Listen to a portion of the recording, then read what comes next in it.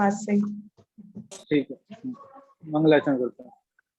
नमो अरिहंताणं नमो सिद्धाणं नमो आयर्याणं नमो उवज्झायाणं नमो लोये सव्यसाहुणं तीन भुवन में सार वीतराग विज्ञानता शिव स्वरूप शिवकार नमः योग संहारिक।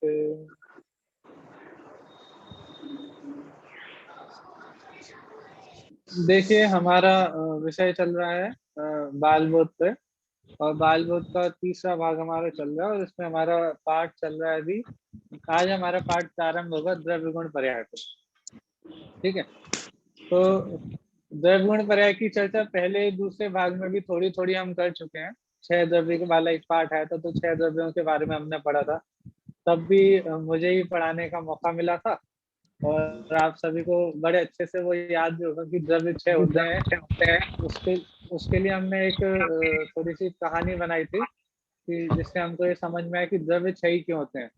ठीक है, तो वो सारी चर्चा हमने पहले की हुई है। आज अब हम जो चर्चा करने वाले हैं वो द्रव्य गुण पर्याय की करने वाले हैं। तब हमारी चर्चा मात्र द्रव्य पर हुई थी कि द्रव्य किसे कहते हैं, और द्रव्य में 6 द्रव्य कौन कौन से हैं। आज हमारी बहुत देखो, ये द्रव्य गुण पर्याय की चर्चा हम प्रारंभ कर रहे हैं, उसके पहले आप ये बात समझ लीजिए कि ये ऐसा विषय है जिससे हम अपने जैन दर्शन की समस्त अन्य दर्शनों से, समस्त अन्य सिद्धांतों से, अन्य अन्य दर्शन में भी बहुत सारे सिद्धांत पाए जाते हैं, तो उन सभी से हम अपने दर्शन की पहचान अलग कैसे बनाते हैं, किस रूप में होती है, तो वो एक कंसेप्ट है द्रव्य गुण पर्याय का। द्रव्य गुण पर्याय के माध्यम से ही हम पूरे विश्व में जितने भी रिलीजन है, जितने भी दर्शन है, जो कोई भी वस्तु व्यवस्था की बात करने वाले हैं, ज्ञान तत्व की बात करने वाले हैं, उन सबसे जैन दर्शन की मान्यता है, जैन दर्शन के सिद्धांत किसके बेसिस पे अलग होते हैं, कौन सा ऐसा सिद्धांत है जिससे जैन दर्शन को अलग पहचान मिलती है, वो है द्रव्य गुण पर्याय। देखो, ऐसा नहीं है कि वहां पे द्रव्य गुण पर्याय की चर्चा नहीं आएगी, वहां पे भी द्रव्य गुण पर्याय की चर्चा तो आएगी, लेकिन जितनी स्पष्ट और वस्तु व्यवस्था के अनुकूल जो चर्चा जैन दर्शन में द्रव्य गुण पर्याय की आएगी, उतनी उत्तम चर्चा वहां पे नहीं मिलेगी।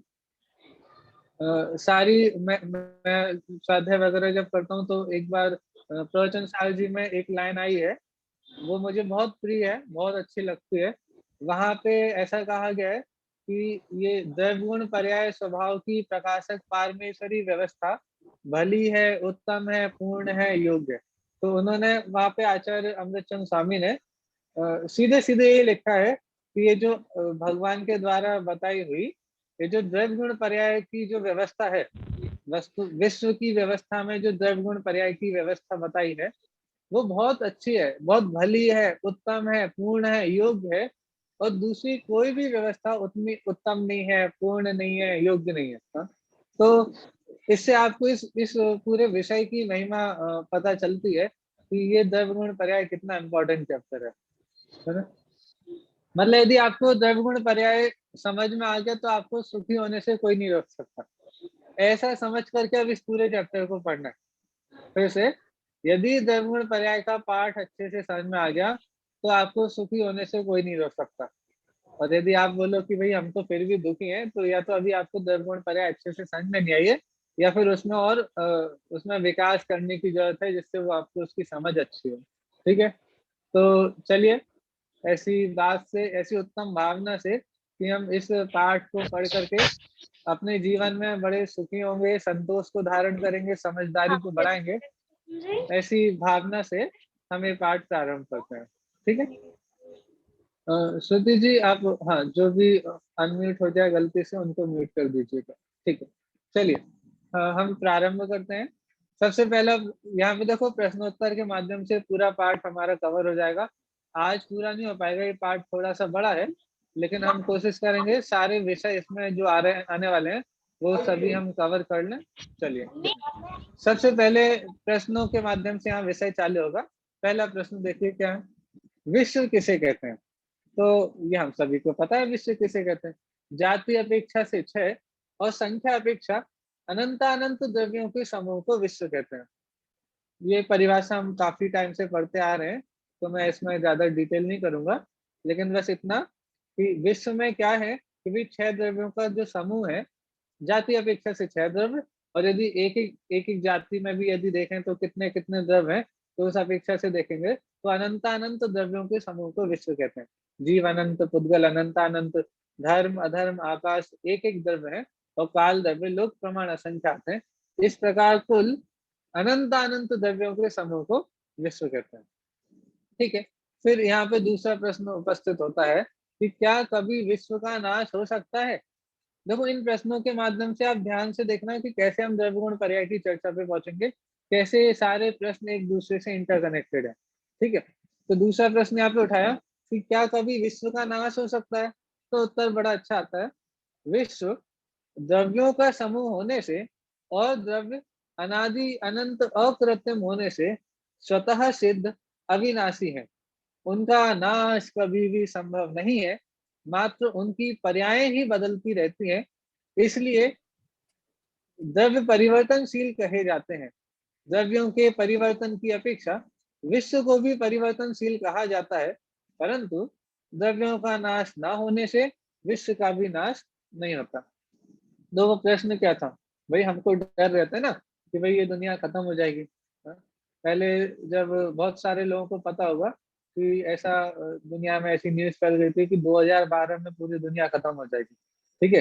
फिर कोरोना आया, कोरोना जब चालू हुआ तो उसके माध्यम से भी आया था कि भाई दुनिया खत्म हो जाएगी। पता नहीं है कितनी बार ऐसी न्यूज़ आ चुकी कि पूरे विश्व का नाश हो जाएगा, दुनिया खत्म हो जाएगी, कोई एस्ट्रॉयड आके पृथ्वी पे टकरा जाएगा तो दुनिया खत्म हो जाएगी। पता नहीं कितनी कितनी तरह की कहानियां कितनी ही बार आ चुकी हैं ये दुनिया खत्म होने की, लेकिन कभी दुनिया खत्म हुई नहीं। लेकिन क्या हो सकती है कि ये दुनिया खत्म हो जाए? ऐसा हो सकता है क्या कि ये दुनिया खत्म हो जाए? कभी तो हो जाए। तो उसका उत्तर यहाँ दे रहे हैं कि विश्व, क्योंकि वो विश्व द्रव्यों का समूह है, ठीक है, और द्रव्य अनादि अनंत है, अकृत्रिम है, स्वतः सिद्ध है, अविनाशी है, जिनसे दुनिया बनी है, जिनसे विश्व बना है, उन पदार्थों का, उन द्रव्यों का कभी नाश नहीं हो सकता। लेकिन उनका नाश नहीं होगा, लेकिन उनकी अवस्थाएं बदलती हैं, पर्याय तो बदलती हैं। तो पर्याय बदलती हैं, उनको द्रव्य को भी परिवर्तनशील कहते हैं। लेकिन विश्व का कभी नाश नहीं होगा, क्योंकि विश्व जिन द्रव्यों से बना हुआ है, उस विश्व उन द्रव्यों का कभी नाश नहीं होता, इसीलिए विश्व का भी कभी नाश नहीं होता। ठीक है। हम लोग भी जब कोई चीज खरीदते हैं तो ये कोशिश करते हैं कि भाई ऐसी चीज खरीदें जो बहुत लंबे समय तक चले, जिसका कभी अभाव ना हो। हाँ? तो भाई आप द्रव्य की, उसकी द्रव्य की वैल्यू से देखो ना। यदि द्रव्य की वैल्यू से देखेंगे, द्रव्य के स्वभाव से देखेंगे, तो हमको पता चलेगा कि विश्व में किसी भी पदार्थ का कभी भी नाश नहीं होता। हाँ? बस उनकी अवस्थाएं बदलती हैं, पर्याय बदलती हैं। हम कितनी ही कोशिश कर लें, द्रव्य को उसके अस्तित्व से नहीं मिटा सकते। द्रव्य को, वस्तु को उसके अस्तित्व से कभी नहीं मिटाया जा सकता। उसकी अवस्थाओं में परिवर्तन हो जाता है, लेकिन उसकी अस्तित्व को कभी भी नाश नहीं किया जा सकता। तो जैसे किसी पदार्थ का कभी अस्तित्व नाश को प्राप्त नहीं होगा, उसी प्रकार द्रव्य का अस्तित्व भी कभी नाश को प्राप्त नहीं होगा। तो भाई आप द्रव्य की बात कर रहे हो, तो ये भी बताओ द्रव्य किसे कहते हैं। तो तीसरा प्रश्न यहाँ पे है, द्रव्य किसे कहते हैं। देखिए, गुणों के समूह को द्रव्य कहते हैं, अथवा एक तो परिभाषा क्या होगी द्रव्य की, छोटी सी सिंपल सी परिभाषा कि गुणों के समूह को द्रव्य कहते हैं। और परिभाषा देखो, अथवा जो गुण और पर्याय वाला है उसे द्रव्य कहते हैं। देखो कितनी सारी परिभाषाएं मिलने वाली हैं, दो हो गई। पहली परिभाषा थी गुणों के समूह को द्रव्य कहते हैं। फिर दूसरी परिभाषा तो कहते हैं जो गुण और पर्याय वाला है उसे द्रव्य कहते हैं। अथवा उत्पाद व द्रव्य सहित सत द्रव्य कहलाता है।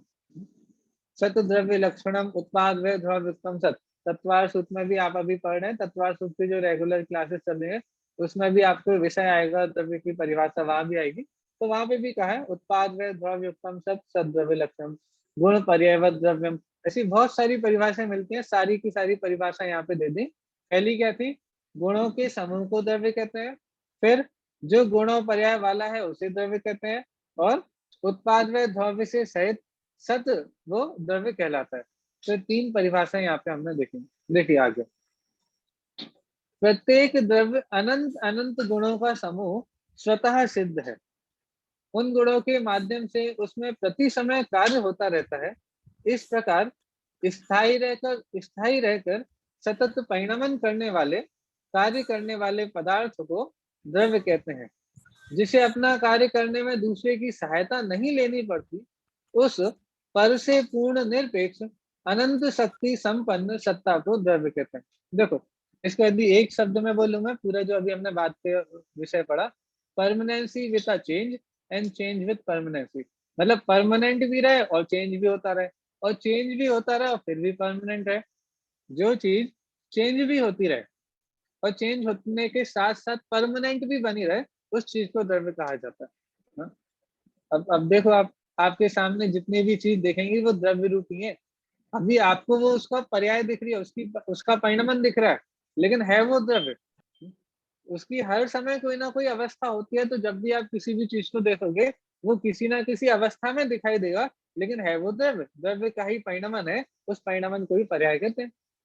लेकिन जिन जिन चीजों का परिणमन हो रहा है वो है क्या, उनको कहेंगे द्रव्य। दिखाई दे रहा है परिणमन, लेकिन देख किसको रहे हैं, द्रव्य को। समझना, बड़ा अच्छा सिद्धांत है, कंफ्यूज मत हो जाना। ऐसा नहीं हो सकता कि वो अकेले पर्याय दिखाई दे और द्रव्य दिखाई ना दे, ना ऐसा हो सकता कि अकेले द्रव्य दिखाई दे, पर्याय दिखाई ना दे। हम ऐसी कोशिश करेंगे तो हमारी कोशिश व्यर्थ होने वाली है। अकेला द्रव्य भी कभी दिखाई नहीं देगा, अकेली पर्याय भी कभी दिखाई नहीं देगी। वो जो वस्तु है वो हमेशा अपनी किसी ना किसी पर्याय के साथ में ही दिखाई देगी। तो देखिए, आगे पढ़ते हैं। ये विषय आपको द्रव्य किसे कहते हैं, 3 परिभाषाएं आ गई, आपको याद भी रहनी चाहिए, बहुत सिंपल परिभाषाएं थी। गुणों के समूह को द्रव्य कहते हैं, जो गुण और पर्याय वाला है उसे द्रव्य कहते हैं। या फिर तीसरी परिभाषा अपने तत्वार्थ सूत्र जी से है, उत्पाद व द्रव्य से सहित सत्व कहलाता है, और उस सत्व को द्रव्य कहते हैं। ठीक है, उत्पाद व द्रव्य से सहित सत्व को द्रव्य कहते हैं। फिर उसके उस द्रव्य के विशेषण भैया जी, बताए कि वो। हाँ जी। ये उत्पाद व द्रव्य को भी थोड़ा सा एक्सप्लेन कर दीजिए। हाँ जी, देखो, उत्पाद व्यय द्रव्य क्या चीज होती है। उत्पाद होता है उत्पन्न होना, व्यय होता है उसका व्यय हो जाना, नष्ट जाना, खत्म हो जाना। ठीक। तो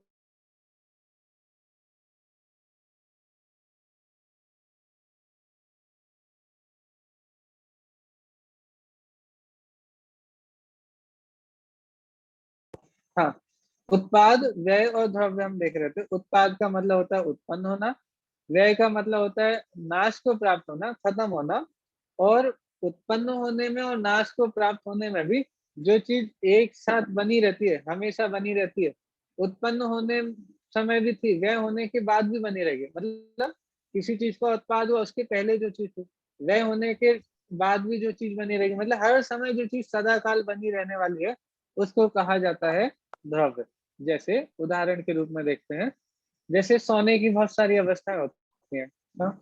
पहले उसका एक बिस्किट फॉर्म में था। ठीक है, बिस्किट से उसका कोई ज्वेलरी बने, ठीक है, मान लो एक हार बना। तो अब ज्वेलरी, पहले बिस्किट था, बिस्किट से उसका हार बनाया गया, हार था, फिर हाथ से उसके हाथ के कंगन बनवा लिए। तो इन सारी की सारी अवस्थाओं में एक पर्याय तो उत्पन्न हो रही है, पुरानी वाली पर्याय का व्यय हो रहा है, फिर एक पर्याय उत्पन्न हो रही है तो पिछले वाली पर्याय का व्यय हो रहा है। तो ये उत्पाद हो रहा है, व्यय हो रहा है, व्यय होने पर दोबारा दूसरी पर्याय का उत्पाद हो रहा है। ठीक है, तो उत्पाद व्यय चल रहा है। लेकिन उत्पाद व्यय के साथ में जो सोना है वो तो हर समय सदा काल एक सा बना हुआ है। ठीक है, पहले वाली पर्याय में बिस्किट में भी सोना था, हार में भी सोना है, कुंडल में भी सोना है। तो वो जो सोना है वो हो गया ध्रुव। ठीक है, वो हो गया ध्रुव। और उत्पाद जो नवीन पर्याय है उसको बोलेंगे उत्पाद। जब नवीन पर्याय हुई तो पुरानी पर्याय चली गई, तो उसको बोलेंगे व्यय। तो एक पर्याय का उत्पाद होना, एक अवस्था का उत्पाद होना, जिस समय नई अवस्था होती है उस समय पुरानी अवस्था का व्यय होना, और उस समय द्रव्य रहता है वो ध्रुव में बना रहता है। जो वस्तु होती है वो ध्रुव बनी रहती है, वो वही की वही रहती है। ठीक है, जैसे हमारा आपका भी एग्जाम्पल लीजिए ना, कि हम और आप हैं, पहले छोटे थे, ठीक है, फिर बड़े हो गए, बढ़ते बढ़ते हर हर साल हम बनाते तो जन्मदिन साल में एक बार है, लेकिन हमारी एक एक अवस्था हर समय बदल रही है। हम उसको देखते हैं भाई, एक साल में एक साल बड़े हुए या फिर हर समय बड़े हो रहे हो? हर समय बड़े हो रहे हैं। लेकिन हम एक साल में जो जन्मदिन मनाते हैं वो एक साल में मनाते हैं। लेकिन भाई हर समय आपका नया-नया जन्म हो रहा है और जन्म भी हो रहा है और व्यय भी हो रहा है, पुरानी पर्याय का व्यय हो रहा है। और उन सभी पर्याय में उत्पाद व्यय में आपकी जो सत्ता है वो दृढ़ रूप से कायम है। तो उत्पाद व्यय द्रव्य हर एक वस्तु में मिलेगा, कोई भी वस्तु। देखो, लेकिन वस्तु में मिलेगा, अवस्तु में नहीं मिलेगा। आप बोले भई आकाश के फूल होते हैं? हम बोलेंगे हाँ होते हैं, सपने में होते हैं या फिर कल्पना लोक में होते हैं, असलियत में नहीं होते। तो जो चीज़ असलियत में होगी, जो वस्तु रूप में होगी, उन सभी चीज़ों में उत्पाद व्यय द्रव्य आपको देखने में मिलेगा। बिना उत्पाद व्यय द्रव्य के कोई भी वस्तु कहीं पे भी मिलने वाली नहीं है। ठीक है? तो ये बहुत अच्छा प्रश्न था उत्पाद व्यय द्रव्य का, लेकिन इससे समझना है कि उत्पाद व्यय द्रव्य से सहित जो होता है, उसको द्रव्य कहते हैं। ठीक है? और भी बहुत सारे विशेषण इसमें हमने देखे थे। स्वतः सिद्ध है, ठीक है? फिर इसके बाद एक और था सतत परिणमनशील है, वो स्वतः सिद्ध भी है क्योंकि इसको किसी ने उत्पन्न नहीं किया है, अपने आप ही इसकी सत्ता है। यानी भगवान ने द्रव्यों को नहीं बनाया, स्वतः सिद्ध है, ठीक है? ऐसे ही उनका निरंतर परिणमन भी हो रहा है। कोई भी चीज़ वैसी की वैसी हमेशा रहने वाली नहीं है, उसमें हर समय परिणमन होता रहता है, ठीक है? तो ये सारे द्रव्य के विशेषण थे और अ, ठीक है, एक लास्ट सेंटेंस भी बहुत अच्छा था कि जो भी द्रव्य होता है उनको परिणमन में उनको दूसरे द्रव्यों की सहायता नहीं लेनी पड़ती, जो उनसे पूर्ण निरपेक्ष स्वयं अनंत शक्तियों से संपन्न है, स्वयं अपने आप के परिणमन करने में सामर्थ्य को धारण करने वाला है, तो उसमें उसको अ, अनंत शक्ति संपन्न सत्ता कहा, ऐसा द्रव्य होता है, ठीक है? द्रव्य का कॉन्सेप्ट आपको क्लियर हो गया होगा। अभी इसके बारे में बाद में भी आगे चल के थोड़ी चर्चा आएगी, तब हम इसको और अच्छे से देखेंगे। और एक विषय यहाँ पे और भी आएँगे, हम द्रव्य गुण पर्याय को पढ़ तो रहे हैं, लेकिन द्रव्य को पढ़ने से क्या लाभ है? गुण को समझने से क्या लाभ है? पर्यायों को समझने से लाभ क्या है? हाँ, कोई चीज़ पढ़ रहे हैं तो उसका लाभ भी पता होना चाहिए, तो वो विषय भी यहाँ पे आएगा। चलिए, द्रव्य की चर्चा करी तो एक यहाँ पे परिभाषा आई थी, गुणों के समूह को द्रव्य कहते हैं। तो यहाँ फिर प्रश्न होता है कि गुण किसे कहते हैं? हम लौकिक भाषा में जिसे गुण कहते हैं, क्या वही गुण यहाँ पे लेना है क्या? भई ये बहुत अच्छा लड़का है, इसमें बहुत सारे गुण हैं। ऐसे जो हम गुण शब्द का यूज़ करते हैं, वैसा ही यहाँ पे यूज़ किया गया है या फिर यहाँ गुण शब्द से कुछ और अर्थ लेना है? तो देखिए देखते हैं। गुण किसे कहते हैं? जो द्रव्य के संपूर्ण भागों में और उसकी संपूर्ण अवस्थाओं में रहते हैं, उन्हें गुण कहते हैं। द्रव्य के समान ये गुण भी अनादि अनंत स्वतः सिद्ध है।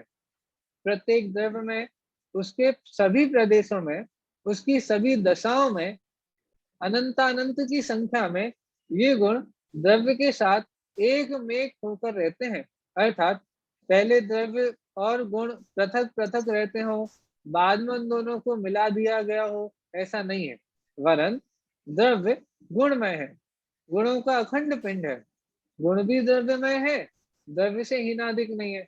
इस प्रकार दोनों में परस्पर नित्य तादात्म्य संबंध है, एक के बिना दूसरा कभी भी नहीं रहता।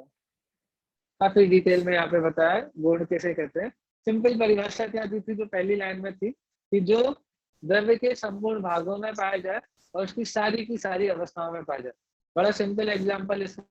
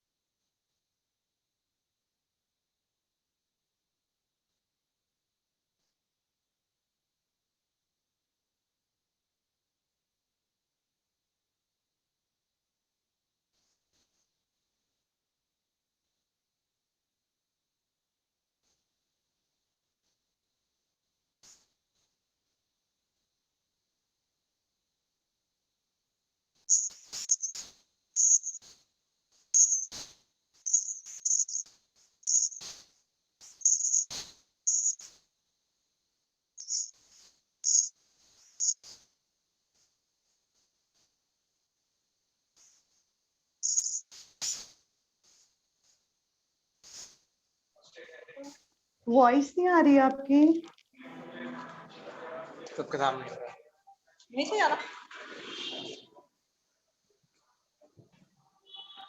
हेलो। आ रही है हाँ भैया अब। हाँ जी हाँ, थोड़ा नेटवर्क की प्रॉब्लम थी। हाँ, हम एक उदाहरण देख रहे थे शक्कर का और उसकी मिठास का। तो जो मीठापन है वो शक्कर की सारी अवस्थाओं में रहते हैं। आप शक्कर से फिर बूरा बनाते हैं ना, हम शक्कर का, तो शक्कर का बूरा बनाए या शक्कर की और जो भी अवस्था हो, सारी की सारी अवस्थाओं में हमको मीठापन मिलेगा। यदि मीठी नहीं हो तो हम उसे शक्कर ही नहीं कहेंगे। तो शक्कर जो जो उसकी सारी अवस्थाओं में रहेगा और शक्कर के सारे भागों में भी रहेगा। ऐसा नहीं होता कि एक साइड से तो शक्कर मीठी हो, दूसरी साइड से मीठी ना हो। सारी हर हर हर उसके हर भाग में, हर प्रदेश में, हर क्षेत्र में, हर भाग में वो मीठी होती है। तो जो द्रव्य के संपूर्ण भागों में और उसकी संपूर्ण अवस्थाओं में रहते हैं उन्हें गुण कहते हैं। अब देखो, अब एक तो बोला आपने द्रव्य, एक बोला आपने गुण। जैसे शक्कर को अभी हम एग्जाम्पल में शक्कर को द्रव्य बोल रहे हैं और उसके मीठेपन को गुण बोल रहे हैं। अब यहाँ समझने वाली बात यह है कि ऐसा नहीं होता है कि आप शक्कर में मीठापन डालते हो। ऐसा नहीं होता है कि द्रव्य में गुणों को जोड़ा जाता है, द्रव्य और गुण पहले अलग अलग होते हैं फिर उनको मिलाया जाता है। ऐसा नहीं होता। द्रव्य और गुण सदा काल हमेशा से साथ में रहते हैं, हमेशा से। ऐसा कभी हुआ ही नहीं और ना कभी होगा कि आप द्रव्य में से उसके गुण को अलग कर दो। अब विचार करो, क्या विचार करो कि हमारे कौन कौन से, हम कौन से द्रव्य हैं, हम जीव द्रव्य हैं, तो हमारे कौन से गुण हैं। देखो, जैसे किसी गुण को द्रव्य से अलग नहीं किया, द्रव्य में मिलाया नहीं जाता, ऐसे किसी गुण को द्रव्य से अलग भी नहीं किया जा सकता। तो जिस द्रव्य में जो गुण होते हैं उस द्रव्य में वही गुण रहते हैं और सदाकाल रहते हैं। हम माने जाने या नहीं माने नहीं जानते। आप बोलो कि भाई हमें ज्ञान नहीं है, कैसे नहीं है भाई? आप जीव द्रव्य हो तो आप में ज्ञान होगा ही होगा, ऐसा हो ही नहीं सकता कि आप में ज्ञान न हो। आप बोले भाई हम सुखी नहीं हो सकते, अरे भाई सुख नाम का गुण जीव द्रव्य में होता है। अरे भैया हम बहुत दुखी हैं, अरे आपने अपने गुणों को पहचाना नहीं है इसीलिए दुखी हो भाई। आप हम में सामर्थ्य नहीं, अरे भाई शरीर की सामर्थ्य की बात नहीं कर रहे, आत्मा में तो वीर नाम का गुण है, शक्ति है उसमें, सामर्थ्यशाली पदार्थ है। तो भाई ये जो द्रव्य होता है इस द्रव्य में गुण हमेशा रहते हैं, उसके गुण कभी अलग नहीं हो सकते, ना किसी ने मिलाए। यदि एक द्रव्य में गुण कोई दूसरी चीज डाले, किसी के द्वारा द्रव्य में गुण मिलेंगे, तो फिर भाई द्रव्य में से गुण अलग भी किए जा सकते हैं। यदि किसी और के माध्यम से हमको गुण मिलेंगे तो वो उसको ले भी लेगा, लेकिन ऐसा स्वरूप ही नहीं है। जो गुण होते हैं वो स्वतः सिद्ध होते हैं, वस्तु में होते ही है और उनका हमेशा तादात्म्य में संबंध रहता है। मतलब तद आत्म उसमय ही होता है। जो वस्तु होती है वो उन गुणोंमय ही होती है, गुण से अलग कभी हो नहीं सकती। ठीक है, तो ये बहुत अच्छी पॉइंट है, ये ध्यान में भी रखना चाहिए। और इससे हमको बहुत क्षमता भी आएगी। कैसी क्षमता आएगी? हमको जो डर रहता है या जो हमको भय रहता है थोड़ा बहुत, या अपेक्षाएं दूसरों से रहती हैं, या अपने में कुछ कमी लगती है तो पूरी करना चाहते हैं, तो भैया आपके गुण आप में से कभी कम नहीं होने वाले, ना आपके गुणों में कोई अधिक गुण बनने वाला है। क्योंकि गुण वो हमेशा से साथ में रहते हैं, वैसे के वैसे रहते हैं, गुणों में कोई कमी बेशी नहीं होती है। अनंत अनंत गुण है और उतने को उतने हमेशा साथ में रहते हैं। ना कहीं से बाहर से कोई एक्स्ट्रा गुण आएगा, ना आपका गुण कहीं से चला जाएगा। हाँ, तो बिल्कुल कोई जैसे धन होता है, कमाई होती है, सामान होते हैं जो परिग्रह जोड़ के रखते हैं, उसका तो डर रहता है कि भाई कहीं ये चला ना जाए, कोई चोरी ना कर ले। लेकिन जो आपके गुण हैं, जिन गुणों का समूह द्रव्य है, वो गुण कभी भी आपसे दूर होने वाले नहीं है, हमेशा साथ देने वाले हैं। दुनिया की चीजें छोड़ के चली जाएंगी, आपके जो मूल गुण है वो आपको कभी छोड़ने वाले नहीं है। उनके बिना आपकी सत्ता ही नहीं है। उनके रहने पर ही हम है, हमारे रहने पे वो है। गुणों से हम कभी भिन्न नहीं हो सकते।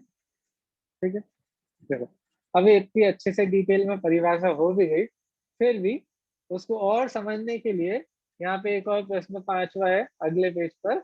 देखो क्या प्रश्न करते हैं कि गुण की परिभाषा को स्पष्ट कीजिए। हाँ जी, हेलो, चलिए हम पढ़ते हैं। यहाँ प्रश्न क्या किया कि भाई आपने जो गुण की परिभाषा दी है, क्या परिभाषा दी थी गुण की? जो द्रव्य के संपूर्ण भागों में और उसकी संपूर्ण अवस्थाओं में रहते हैं, उन्हें गुण कहते हैं। तो अब बोल रहे हैं कि भाई इस गुण की परिभाषा को थोड़ा सा स्पष्ट कीजिए। देखो करते हैं। गुण की परिभाषा को निम्न 2 प्रकार से स्पष्ट किया जा सकता है। पहला पॉइंट ध्यान से समझना, ऐसा समझना कि आपके सामने एक वस्तु है, जीव वस्तु है, पुद्गल वस्तु है, कोई भी द्रव्य है, कोई भी पदार्थ को आप देखेंगे तो वो वस्तु रूप में होता है। उसको सामने खड़ा करिए और फिर ये परिभाषा को घटाइएगा। ठीक है, तो पहले प्रकार से यहाँ स्पष्ट करें। दो, प्रत्येक वस्तु स्वचतुष्टयात्मक है, जिसकी सिद्धि गुण की परिभाषा से होती है। वह इस प्रकार, अब स्वचतुष्टय का मतलब भी बता रहे हैं। द्रव्य, क्षेत्र, काल, भाव, ये चतुष्टय कहलाते हैं। द्रव्य, क्षेत्र, काल और भाव, ये चतुष्टय कहलाते हैं। और इन चतुष्टय से ही वस्तु की सिद्धि होती है। तो देखो यहाँ बता रहे हैं कैसे। वह इस प्रकार है, द्रव्य के, आपने हमने बोला ना, द्रव्य के, जो द्रव्य के संपूर्ण भागों में और उसकी संपूर्ण अवस्थाओं में रहते हैं। तो परिभाषा याद रखना। ठीक है, अब उसको यहाँ पे घटा रहे हैं। तो सबसे पहला शब्द क्या था? जो द्रव्य के, तो द्रव्य के यह पद स्वद्रव्य का वाचक है, अर्थात गुण सदैव अपने अपने द्रव्य में ही रहते हैं। जो भी गुण होगा वो द्रव्य में ही रहेगा। ठीक है, फिर क्या कहा था? संपूर्ण भागों में, तो यह पद स्वक्षेत्र का वाचक है। स्वक्षेत्र का, भाई संपूर्ण भाग, जो भी पूरी एक वस्तु होगी, उस वस्तु के संपूर्ण भागों में, हर एक क्षेत्र में, जैसे ये पूरी एक वस्तु है तो इसके हर एक क्षेत्र में, पूरे भाग में, हर जगह। ठीक है, तो ये किसका वाचक हो गया? क्षेत्र का वाचक। संपूर्ण भागों में अर्थात ये क्षेत्र का वाचक हो गया। अर्थात गुण अपने अपने क्षेत्र में ही रहते हैं। उसकी संपूर्ण अवस्थाओं में यह पद स्वकाल का वाचक है। भाई जितनी भी अवस्थाएं, तो अवस्थाओं से क्या पता चलता है कि भाई हर एक समय में, भूतकाल में, वर्तमान काल में, भविष्य काल में, सारी की सारी अवस्थाओं, तो ये किसका वाचक हो गया? काल का वाचक हो गया। अर्थात गुण अपने अपने द्रव्य की संपूर्ण पर्याय में, उसके अनादि अनंत संपूर्ण काल में पाए जाते हैं। ठीक है, तो द्रव्य बता दिया, क्षेत्र बता दिया, काल बता दिया, भाव बचा। तो क्या बता रहे हैं? भाव के जो रहते हैं वे गुण है। यह पद स्वभाव का वाचक है। जो गुण हो गया ना, तो गुण मतलब भाव, स्वभाव, तो वो स्वभाव का वाचक हो गया गुण। अर्थात वे रहने वाले गुण उस द्रव्य की अपनी विशेषताएं हैं, वे उसकी शक्तियां हैं, संपत्ति हैं। इस प्रकार गुण की परिभाषा वस्तु की स्वचतुष्टयात्मक सत्ता को सिद्ध करती है। ठीक है, द्रव्य के गुण होते हैं, ये समझा। तो क्या समझ में आया कि भाई द्रव्य में गुण पाए जाते हैं।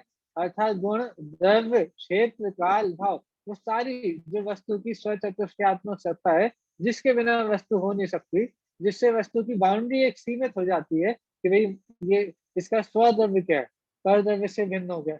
स्व क्षेत्र क्या है, पर क्षेत्र से अलग हो गए। स्व काल क्या है, भाई पर द्रव्य के काल इसमें नहीं आएंगे। और स्वभाव क्या है, तो पर भावों से इसकी भिन्नता हो गई और स्व चतुष्टय में अपनी सत्ता उससे सिद्ध हो जाती है। ठीक है, जैसे घर की बाउंड्री बनाते हैं ना, तो घर की बाउंड्री बन गई, इसका मतलब क्या है कि ये अब हमारा घर है, इस बाउंड्री के अंदर अंदर है, हमारी प्रॉपर्टी है पूरी, इसके बाहर की हमारी नहीं है और इसके अंदर की हमारी है। इसी प्रकार से द्रव्य की जो स्वचतुष्टयात्मक बाउंड्री है वो किससे सिद्ध, किससे बनती है? तो वो गुणों से बन जाती है।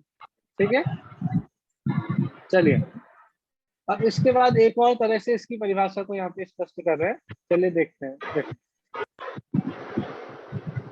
वस्तु के स्वरूप को स्पष्ट करने वाले सर्व, सर्वत्र, सर्वथा और सर्वदा, ये 4 शब्द प्रसिद्ध हैं। ये हम भी बहुत यूज करते हैं भाई, सर्व, सर्वत्र, सर्वथा, सर्वदा। हाँ, ये 4 शब्द बहुत फेमस है। ये भी इस गुण की परिभाषा से स्पष्ट होते हैं।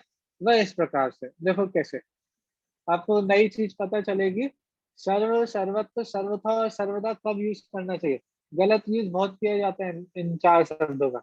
सर्व किस सेंस में किया जाता है, सर्वत्र कब यूज करना चाहिए, सर्वथा कब बोलना चाहिए, सर्वदा कब बोलना चाहिए। हाँ, तो उसका भी गलत यूज लोग करते हैं।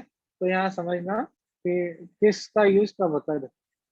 वह इस प्रकार से है, द्रव्य के यह पद सर्व का वाचक है। ठीक है, द्रव्य के, तो द्रव्य मतलब सर्व द्रव्य, अर्थात गुण सभी द्रव्यों में रहते हैं। तो ये सर्व, सर्वत्र, सर्वथा और सर्वदा, ये द्रव्य क्षेत्र काल भाव के वाचक है। तो सर्व हो गया द्रव्य का वाचक। ठीक है, संपूर्ण भागों में यह पद सर्वत्र का वाचक है, अर्थात गुण द्रव्य में सभी जगह, उसके सभी प्रदेशों में रहते हैं। जो गुण होते हैं वो द्रव्य में सर्वत्र रहते हैं। सर्वत्र मतलब सब भागों में रहते हैं, संपूर्ण अवस्थाओं में। यह पद सर्वथा का वाचक है, अर्थात गुण सदा रहते हैं। जो गुण होते हैं वो सदा रहते हैं। तो इसके लिए क्या शब्द आएगा, सर्वथा। हाँ? सर्वथा मतलब पहले भी थे, अभी भी हैं, आगे भी रहे। हाँ? सर्वथा। फिर क्या है, और जो रहते हैं वे गुण है। यह पद सर्वदा का वाचक है। सर्वदा मतलब सब कुछ देने वाला। हाँ? सर्वदा सब कुछ देने वाला। तो गुणों में से ही पर्याय प्रकट होने के कारण गुण सर्वदा कहलाते हैं। भाई ये जो भी पर्याय होंगी ये कहाँ से निकलने वाली है, गुण में से निकलने वाली। गुणों की अवस्थाओं को ही पर्याय कहते हैं। तो वो गुण में से सारी की सारी पर्याय निकलती हैं। यदि वैसा गुण नहीं होगा तो वैसी पर्याय नहीं होंगी। यदि जीव में ज्ञान नाम का गुण नहीं होता, यदि जीव में ज्ञान नाम का गुण नहीं होता, तो कम ज्यादा ज्ञान भले ही हो लेकिन ज्ञान तो हो रहा है। तो वो ज्ञान हो रहा है, इसका मतलब क्या है कि जीव में ज्ञान नाम का गुण है। ऐसे ही पुद्गल में स्पर्श, रस, गंध, वर्ण, ये गुण पाए जाते हैं।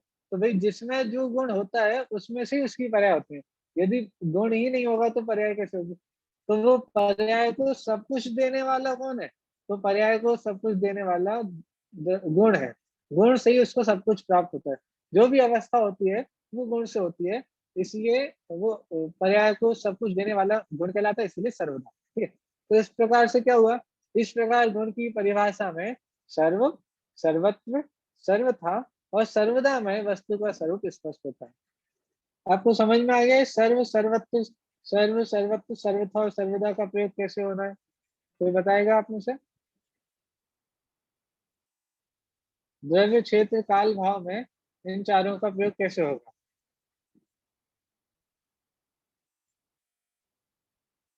आप में से कोई भी बता सकता है।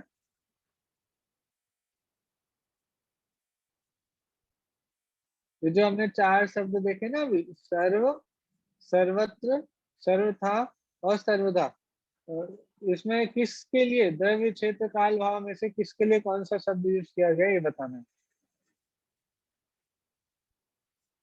ये बता रहे हैं क्या। द्रव्य के लिए तो सर्व यूज किया है यहाँ पे। हाँ जी, और क्षेत्र, क्षेत्र द्रव्य के लिए सर्व, हाँ। फिर क्षेत्र के लिए सर्वत्र, सर्वत्र, काल के लिए सर्वथा, और भाव के लिए, सर्वदा, भाव के लिए कौन सा शब्द है, सर्वदा, भाव के लिए, हाँ भाव के लिए सर्वदा, नहीं सर्वदा, भाव के लिए सर्वदा। सर्वथा तो हो जाएगा काल के लिए, द्रव्य के लिए सर्व, क्षेत्र के लिए सर्वत्र, काल के लिए सर्वथा और भाव के लिए सर्वदा। ठीक है, इस तरह से ये 4 शब्दों के माध्यम से बताया कि कौन कौन से शब्द से, देखो इन 4 शब्द से गुणों का स्वरूप स्पष्ट होता है, वस्तु का स्वरूप स्पष्ट होता है। ठीक है, चलिए अभी गुणों के बहुत सारे नाम पाए जाते हैं। कभी कभी कुछ शब्द का यूज मिलेगा, कभी कोई शब्द का यूज मिलेगा, लेकिन सभी के सभी मतलब गुणों के लिए इतने सारे शब्दों का यूज किया जाता है। तो देखो पर्यायवाची शब्दों में आपको पता चलेगा कि गुण शब्द से गुण शब्द की जगह और कौन कौन से शब्द यूज कर लिए जाते हैं। देखो प्रश्न है 6 नंबर का, गुण के पर्यायवाची शब्द क्या क्या है? तो देखो गुण, शक्ति, स्वभाव, धर्म, वैभव, संपत्ति, बल, ताकत, ऐश्वर्य और अन्वय के विशेषण। अन्वय तो बोला जाता है द्रव्य को और अन्वय के विशेषण बोला जाता है गुणों को। इत्यादि गुण के पर्यायवाची शब्द हैं। कितने सारे हो गए?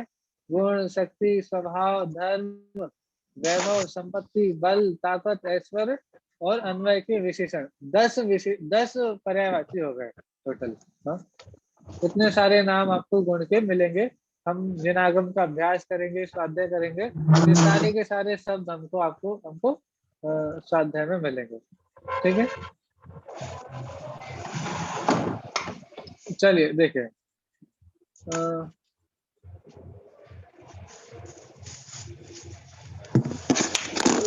अब अगला प्रश्न यहाँ पे है, विश्व और द्रव्य इन दोनों की परिभाषाओं में समूह शब्द है। देखो आपको विश्व की परिभाषा याद होगी, द्रव्यों के समूह को विश्व कहते हैं। ठीक है, और हमने अभी द्रव्य की भी परिभाषा देखी थी, उसमें भी आया था गुणों के समूह को विश्व कहते हैं। तो प्रश्न इससे ही रिलेटेड है कि भाई विश्व और द्रव्य दोनों की परिभाषाओं में समूह शब्द है, तो क्या दोनों ही समूह शब्द एक अर्थवाचक हैं या पृथक अर्थवाचक हैं? प्रश्न आपको क्लियर होना चाहिए। क्या प्रश्न क्लियर? प्रश्न क्लियर होगा तो उत्तर भी समझ में आएगा। यहाँ प्रश्न ये कर रहे हैं कि 2 परिभाषाएं आपने बताई अभी तक, एक तो द्रव्य की परिभाषा भी बताई और विश्व की परिभाषा बताई।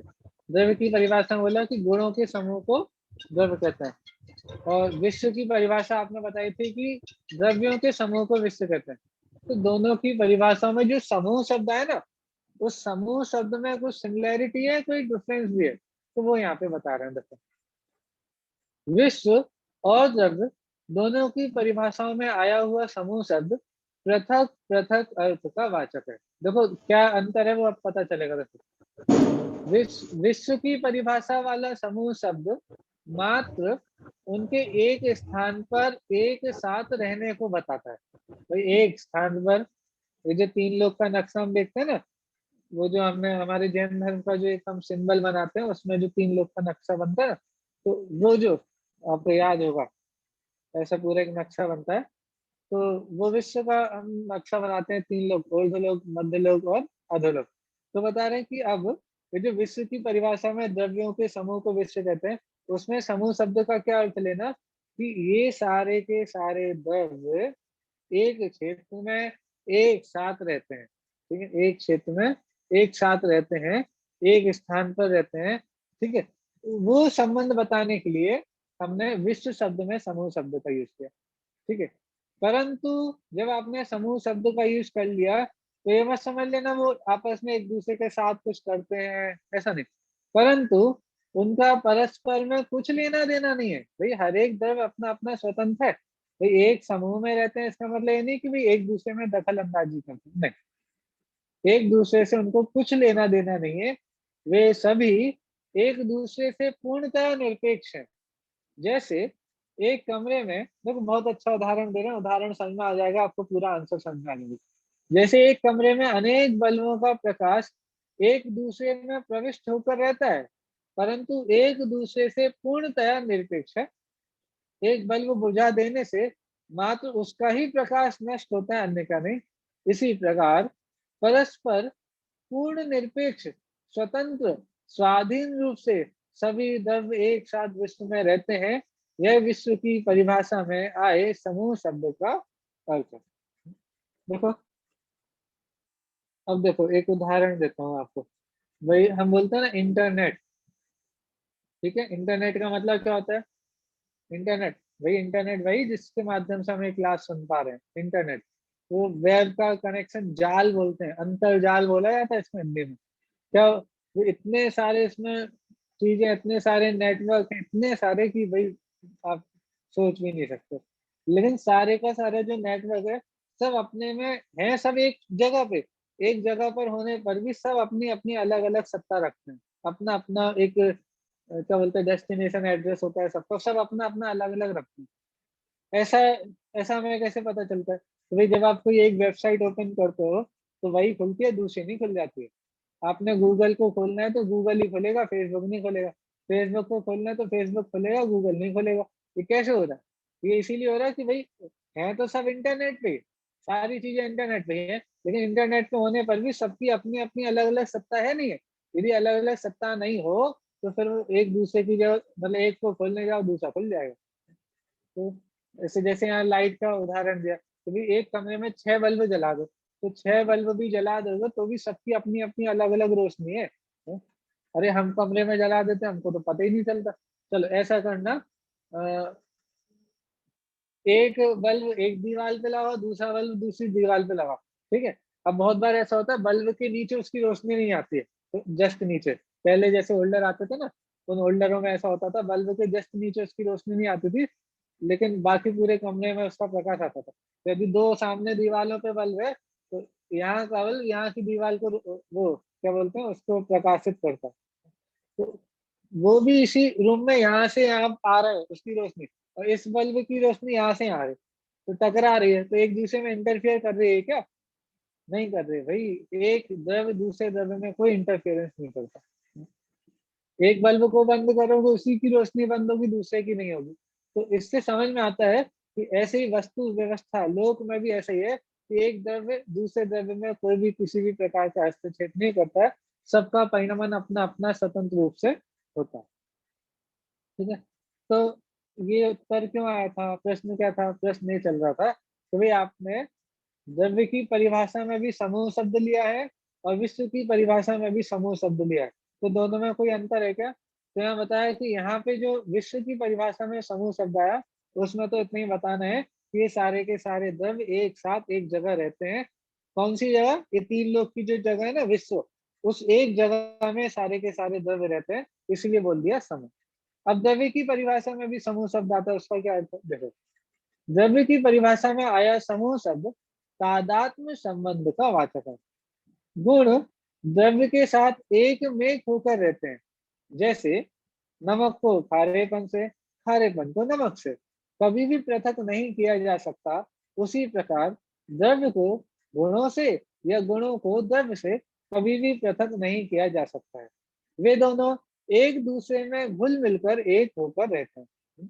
जो भी द्रव्य होता है वो गुणों के साथ, गुण होते हैं वो द्रव्यों के साथ एक में होकर के रहते हैं। आप द्रव्य में से गुण नहीं हटा सकते, गुण में से द्रव्य नहीं हटा सकते। तो ये जो तादात्म्य संबंध है ना, तादात मतलब उसमें, भाई नमक का खारापन वो नमक में ही है, नमक खारेपन में ही है, ठीक है। तादात उस आत्म मतलब उस समय हो जाते हैं, तो उस संबंध को बताने के लिए यहाँ पे समूह शब्द। अंतर समझ में आया? विश्व की परिभाषा में समूह शब्द क्यों आया था? कि वो एक साथ एक जगह रहते हैं, ठीक है। और द्रव्य की परिभाषा में समूह शब्द क्या है? वो एक में होकर रहते हैं। विश्व में द्रव्य एक में होकर नहीं रहते, एक साथ रहते हैं। और द्रव्य में गुण कैसे रहते हैं? एक साथ भी रहते हैं और एक में होकर के भी रहते हैं, ठीक है। ये अंतर समूह शब्दों का किया है। इस प्रकार विश्व की परिभाषा वाला समूह एक क्षेत्र अवगाह संबंध का तथा द्रव्य की परिभाषा वाला समूह तादात्म्य संबंध का वाचक है, अर्थात दोनों के पृथक पृथक अर्थ है, ठीक है। एक क्षेत्र अवगाह संबंध और तादात्म्य संबंध।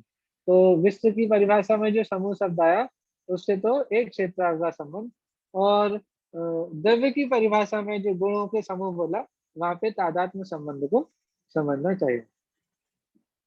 देखो, अब यहाँ पे अगला प्रश्न बड़ा अच्छा है। क्यों अच्छा है? तो भाई आपने जो हमको पढ़ा दिया ना गुण किसे कहते हैं, तो ये गुणों को पढ़ने से हमें फायदा क्या होने वाला है? भाई आपने 2-2 3-3 4-4 प्रश्न हमको गुणों के बारे में बताए, तो ये गुणों को पढ़ करके हमारा क्या फायदा होने वाला है? इससे हमको क्या लाभ होने वाला है? तो वो यहाँ पे बता रहे हैं गुण का स्वरूप समझने से हमें क्या क्या लाभ है। देखो,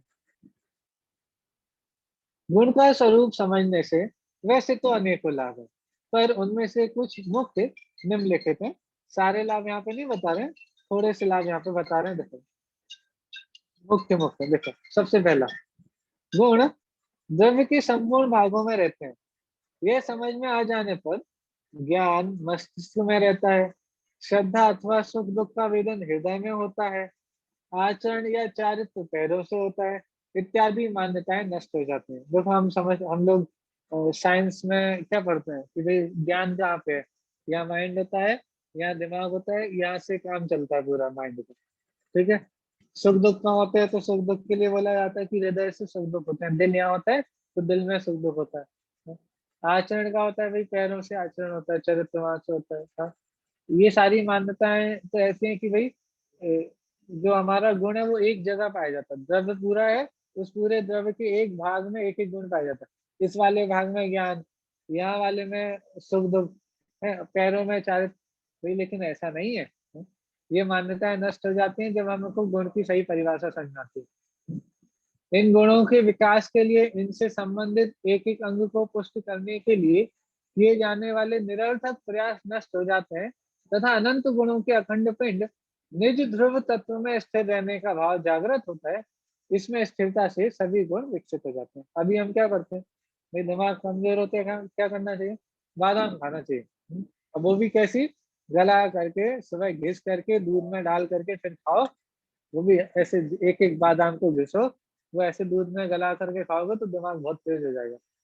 खाओ भैया, कितनी खा लोगे कि दिमाग सही हो जाएगा, नहीं होगा। तो दिमाग यहाँ होता हो और यहाँ इसको कुछ इम्प्रूव करने के लिए आप कोशिश करते हो, ऐसा नहीं है भाई। एक एक अंग का विकास करोगे उससे गुणों के विकास होंगे, ऐसा नहीं है। क्यों? क्योंकि गुण किसी एक जगह पे नहीं रहता, वस्तु के सर्व भागों में पाया जाता है, सर्व अवस्थाओं में पाया जाता है। तो जो द्रव्य के संपूर्ण भागों में पाया जाता है उसको एक एक जगह पे देख करके फिर वहां का विकास करें तो ऐसा नहीं होगा। ठीक है, तो गुण द्रव्य में के संपूर्ण भागों में रहते हैं, ये समझ में आ जाएगा। तो हमारी सबसे ये जो मान्यता हमारी चली आ रही है, जो हम बायोलॉजी या साइंस में पढ़ते हैं कि भाई यहाँ पे तो दिमाग में यहाँ ज्ञान होता है, यहाँ सुख दुख होते हैं, वो मान्यता खत्म होती है। और फिर उनका विकास करने के लिए भी जो हम उल्टे सीधे प्रयास करते हैं वो भी दूर होते हैं। ठीक है, देखो दूसरा गुण, अभी क्या था, गुण द्रव्य के संपूर्ण भागों में रहते हैं।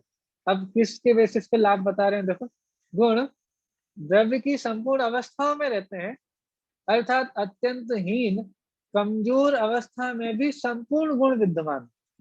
भाई अवस्था कमजोर हुई है, गुण थोड़ी ना कमजोर हो जाए, गुण तो वैसा का वैसा हमेशा विद्यमान रहता है।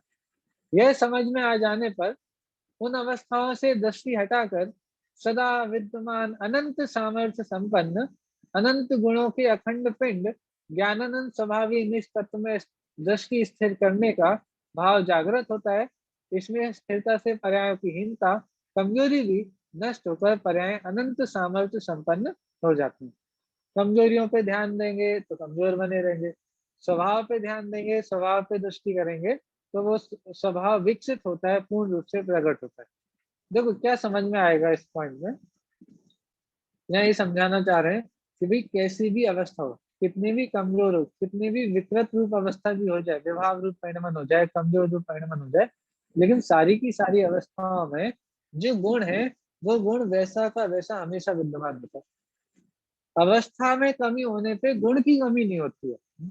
और इससे क्या होता है, हम अपने आप जो हम समझने लगते हैं ना कि भाई अब हमारा गुण कम हो गया, खत्म हो गए, अब हमारा क्या बचा। भाई आपकी गुण कभी नष्ट नहीं होंगे, कभी खत्म नहीं होंगे। गुणों में हीनता नहीं आती, गुणों में कमी नहीं आती, उनके प्रकट होने में भले कमी बेसी होती है लेकिन गुणों की कमी कभी नहीं होती। तो उसका एक जैसे होता है ना, बैंक में आजकल क्या है, पहले बैंक में 10% ब्याज मिलता था, 9% ब्याज मिलता है, फिर अभी 5-6% हो गया। अब आप थोड़ा जिनको पता हो, लेकिन देखो बैंक में ब्याज कम ज्यादा हो रहा है लेकिन आपकी जो मूल रकम होती है ना उसको, वो तो पूरी की पूरी वापस मिलेगी, उसमें भी कम ज्यादा बने, उसमें कोई कम ज्यादा नहीं हो। तो जो मूल होता है वो वैसा का वैसा सुरक्षित होगा, उसकी ब्याज में कम ज्यादापन हो रहा है। तो ऐसे ही भाई पर्याय है, तो पर्याय में जो प्रगटता है उसमें कमी बेसी हो रही है, थोड़ी कम थोड़ी ज्यादा उसमें चल रहा है, लेकिन जो गुण है उस गुण में कुछ कमी नहीं है। तो जब ये पता चलता है तो हमारी हमको जो हीन भावना होती है या भाई जो भय रहता है कि हमारे गुण नष्ट ना हो जाए, वो भावना खत्म हो जाती है। ठीक है, ये बताया, दो लाभ बता दिए, एक बताया सब भागों में पाया जाता है और सारी अवस्थाओं में पाया जाता है, इसीलिए ये सारी बात यहाँ पे पता चलती है। अब देखो तीसरा लाभ, गुणों का एक नाम सर्वदा भी है। सर्वदा मतलब सर्वदा, सब कुछ देने वाला। यह ज्ञात हो जाने पर अपना सब कुछ प्राप्त करने के लिए पर पदार्थों का आश्रय छोड़कर दृष्टि जब अपने स्वभाव में स्थिर होती है तो पर्याय में अपनी संपूर्ण वैभव प्रकट व्यक्त हो जाता है। अब देखो आपके जो भी स्वभाव है, अब स्वभाव है तो फिर स्वभाव से सब चीज प्रकट हो जाएगी ना। यदि स्वभाव है भाई, जैसे सुख स्वभाव हमारा है, ज्ञान हमारा स्वभाव है, तो जब जहाँ स्वभाव है वहीं से तो प्रकट होगा। भाई कुएं में से ही तो पानी निकलेगा, बाकी जंगल में कहीं जाओगे वहां से भी पानी मिल जाएगा। जहाँ जो चीज होती है वहीं से तो निकलेगी, वहीं से तो मिलेगी। तो ऐसे जब गुण हमारा स्वभाव है पता चलता है तो उस चीज को प्राप्त करने के लिए उनका ही आश्रय लेंगे।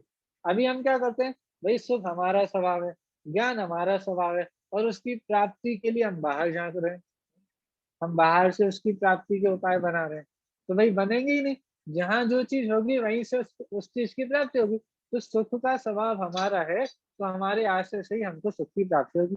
अब जब ये पता चला तो हमने पर द्रव्य की ओर से दृष्टि हटा करके अपने द्रव्य की ओर अपनी दृष्टि रखी। ठीक है, तो ये भी गुणों को जानने का लाभ है। एक और लाभ देखिए, गुण सभी द्रव्यों में विद्यमान है। देखो अकेले हमारे अंदर गुण है ऐसा नहीं है, सभी द्रव्यों में गुण विद्यमान है। और ऐसा भी नहीं है कि आप में ज्यादा है दूसरे में कम है, किसी में भी कम या अधिक नहीं है, सब में बराबर है, अनंत अनंत गुण है। अब जब यह समझ में आएगा तो क्या होगा, यह समझ में आ जाने पर दीनता, हीनता, पामरता, घमंड आदि सभी विकारी भाव नष्ट होकर सहज समता भाव प्रकट हो जाता है। इस जीवन में संभाव लाना है, समता भाव लाना है। समता भाव मतलब सुखी, शांति, सुख प्रकट करना है। समता भाव का नाम ही सुख है। तो वो प्राप्त करने के लिए ये कंसेप्ट समझना जरूरी है। कोई हमसे बड़ा नहीं, हम किसी से बड़े नहीं है? कोई हमसे बड़ा हो तो हमें दीनहीन वाला पामर वाले भावना है? हम किसी से बड़े हो तो हमें घमंड आ जाता है, तो तुम छोटे और हम बड़े। तो ऐसी ऐसी अवस्था, ऐसी स्थिति है ही नहीं। सभी द्रव्यों में अनंत अनंत गुण है और सब में बराबर है।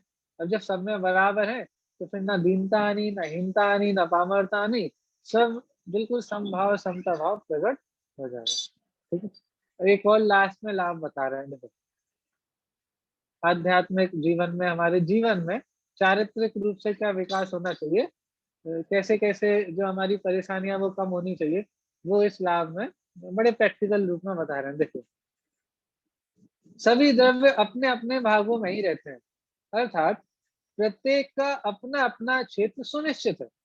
वे उसमें रहकर ही अपना काम करते हैं। किसी दूसरे में दूसरे द्वारा कुछ भी किया जाना संभव नहीं है।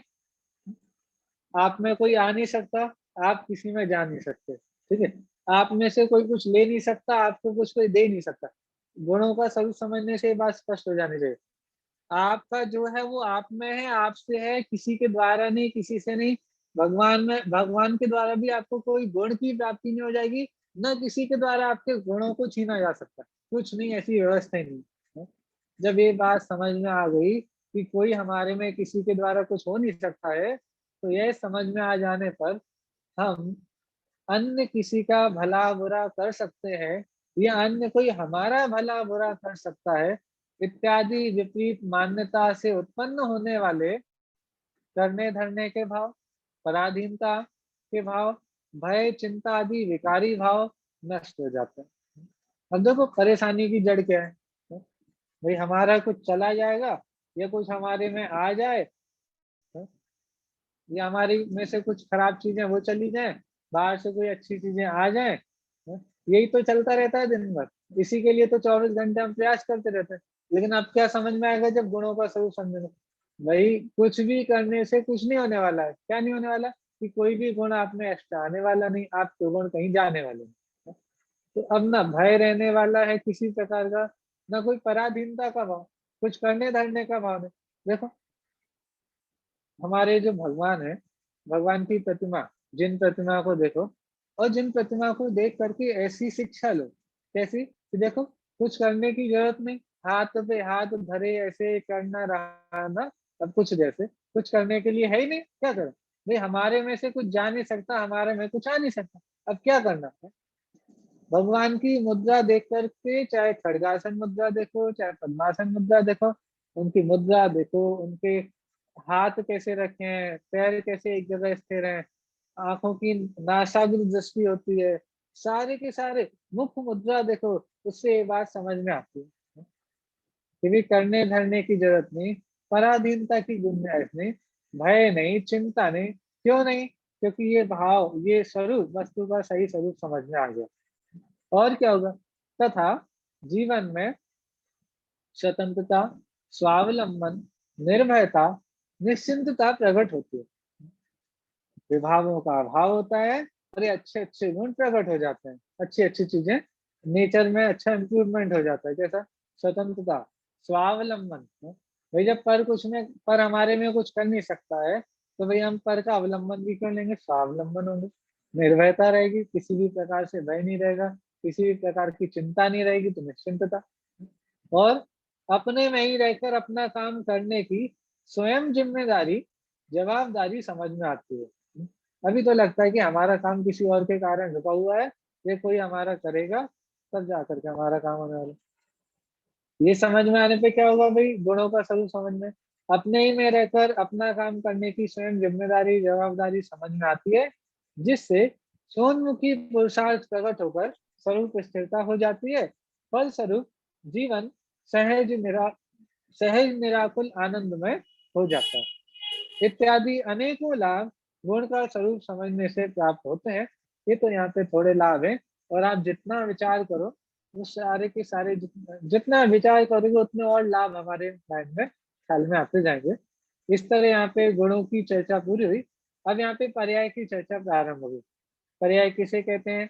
पर्याय के पर्यायवाची, पर्याय का स्वरूप समझेंगे, ठीक है, उनको समझने से क्या लाभ है वो समझेंगे। फिर उसके बाद गुणों के भेद, सामान्य गुण, विशेष गुण, ये सारा विषय आएगा। फिर पर्यायों के भेद, देखो द्रव्य गुण पर्याय समझ लिया तो समस्त जिनागम समझ लिया, इसलिए सारे का सारा विषय हम अच्छे से समझेंगे। थोड़ा सा समय लग जाएगा, लेकिन ये विषय समझने से सारा जैन दर्शन का पूरा बेस, सारे मूल मूल सिद्धांत हमको समझ में आ जाएंगे। ठीक है, तो भले ही थोड़ा समय लगेगा, लेकिन हम ये विषय आराम आराम से करेंगे और अच्छे से समझ समझ कर करेंगे। ठीक है, तो पर्याय की चर्चा अब हम अगले संडे स्टार्ट करेंगे, अभी इतना ही रखते हैं। ठीक है, चलो, किसी को कोई प्रश्न हो तो ठीक है, वरना हमें विषय यहीं पे पूरा करते हैं।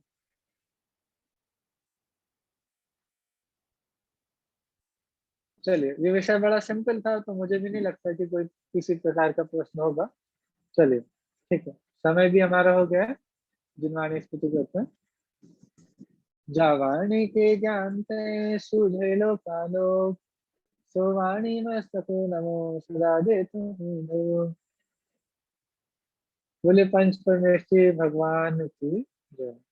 सभी को जय जिनेन्द्र।